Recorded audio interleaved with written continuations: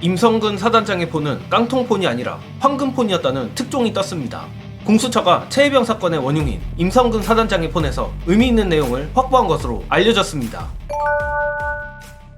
뉴스버스가 또 특종을 냈습니다. 19일 공수처 수사 상황을 잘 아는 법조인들에 따르면 공수처는 지난 1월 초 압수수색한 임성근 사단장의 휴대전화를 포렌식했고, 포렌식을 통해 휴대폰에 담겨있던 의미 있는 자료를 확인하고 증거로 확보했다고 합니다.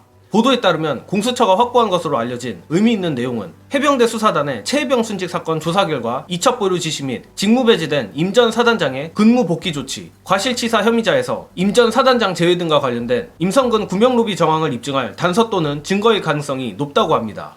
자, 오늘 보도가 사실이라면 이는 이번 최혜병 수사위합 사건에 있어 아주 중요한 전환점이 될 수도 있으리라 봅니다. 그간 이종섭 전 국방부 장관과 박진희 전 국방부 군사보좌관의 경우 지난해 7, 8월 통화 기록이 없는 깡통폰을 제출하여 수사에 난항을 겪는 것 아닌가 했었지만, 오히려 임성근 사단장의 폰이 깡통폰이 아닌 황금폰이라면 본격 임성근의 구명로비라는 통로로 용산을 향한 수사를 이어갈 수 있기 때문입니다. 그리고 한 발 더 나아가 공수처가 임성근 구명로비와 VIP 경로가 어떻게 만났는지에 대한 실체에도 접근했을 것으로 추론된다고 합니다. 실제로 이번 박정훈 대령의 변호를 맡고 있는 김정민 변호사는 지난달 23일에도 뉴스버스 유튜브에 출연해 전후 맥락과 임 전 사단장의 당시 통화 기록 등을 보면 임 사단장에게 당시 기쁜 소식을 누가 전했는지를 공수처도 파악하고 있을 것이라는 의미심장한 말을 한 바 있습니다. 다만 아쉬운 건 아무리 임성근의 폰에서 의미 있는 내용이 나왔다고 해도 이것이 구체적으로 무엇인지 언론에 유출되지 않는 한 공수처 수사의 칼끝이 용산으로 향하기에는 아직 역부족이고, 결정적으로 가장 큰 문제는 공수처가 임성근을 직접 수사할 수 있는 구성 요건이 아직 갖춰지지 않았다는 것입니다. 그런데 오는 21일 열릴 최상병 특검법 청문회에서 잘만 하면 공수처가 임성근을 매개로 용산까지 타고 올라갈 길이 나올 수도 있을 것 같습니다. 관련해서 이번 특종을 취재한 김태현 기자의 놀라운 해설 보시고 이어가겠습니다. 공수처는 이미 임성근 전 사단장 휴대전화를 포렌식해서 거기서 이제 의미 있는 정보들을 확보한 상태고, 뭐 이제 이종섭 장관이나 아니면 이제 법률비서관, 뭐 여러 사람들에 대한 이제 자료들을 다 확보한 상태입니다. 근데 여기서 임성근 전 사단장 같은 경우에는 이 공수처 수사에서는 주요 피의자가 아니에요. 이해가 잘 안 될 수도 있는데, 공수처가 수사할 수 있는 것은 고위공직자의 직권남용이기 때문에 이 내용들을 임성근 전 사단장의 휴대전화에서 내용을 확보를 했다고 하더라도 명확하게 수사를 들어갈 수 있는 상황은 아닙니다. 근데 국회에서 위증을 했을 경우에는 공수처의 직접 수사 대상이 돼요. 네.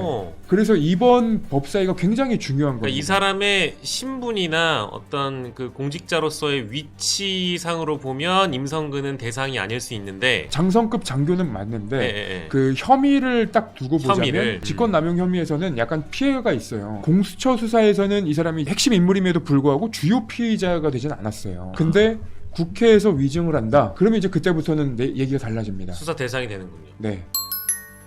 하지만 역시나 이 모든 것은 민주당 의원들이 얼마나 임성근을 제대로 텄느냐에 달려있을 것입니다. 지난 21대 국회를 보면 민주당 의원들 간의 협업도 제대로 이뤄지지 않았고, 심지어는 민주당 정치인들이 일부 지지자들보다 사안에 대한 이해도가 떨어지는 듯한 모습도 많이 보였었는데, 적어도 이번 국회에서는 이번이 마지막 기회란 마음가짐으로 정말 치밀하게 준비했으면 합니다. 그리고 민주당 의원들이 제대로 준비하는 것뿐만 아니라 임성근이 21일 청문회에 돌연 불출석할 경우의 수도 생각해야 합니다. 물론 저 개인적으로는 임성근이 이제 와서 불출석할 것 같지는 않은데, 만에 하나 임성근이든 누구든 불출석할 경우 민주당이 제대로 본보기를 보여줘야 할 것입니다. 끝으로 임성근이 돌연 불출석을 했을 때 민주당이 어떻게 대응해야 하는지에 대한 영상 공유드리며 저는 이만 물러가겠습니다. 시청해주신 여러분 감사합니다. 이거 그냥 갑자기 드는 걱정인데, 이 기사 때문에 내일 안 나오면 어떡해요? 일단 나가지 않는 게 지금 당장은 유리한 거 아닌가요? 임성근 사단장한테는? 근데 법사위나 국회 상임위에 출석을 하지 않을 경우에도 또 이제 강제적으로 나오게 할 수 있는 방법들이 또 있고, 뭐 법적으로 고발하면은 처벌받을 가능성이 높다면서요. 그렇죠. 이번에는. 그리고 보통 이제 국회에서 위증을 할 경우에도 위증을 하더라도 이게 왜 처벌이 안 되었냐면, 국회 상임위가 다 끝날 때까지, 국정조사가 다 끝날 때까지 여야가 고발 조치를 안 해서 그런 거예요. 근데 이 고발 조치가 지금은 이제 민주당이 단독으로 지금 상임위를 진행할 가능성이 높아 보이는 상황이고, 이럴 경우에는 뭐 정청래 의원이 21대 국회랑 같은 줄 아십니까? 하면서 이제 호통을 치는 모습도 보였는데, 이럴 경우에는 만약에 이제 위증을 하거나 아니면 국회에 나오지 않으면 고발 조치가 될 가능성도 충분히 있죠.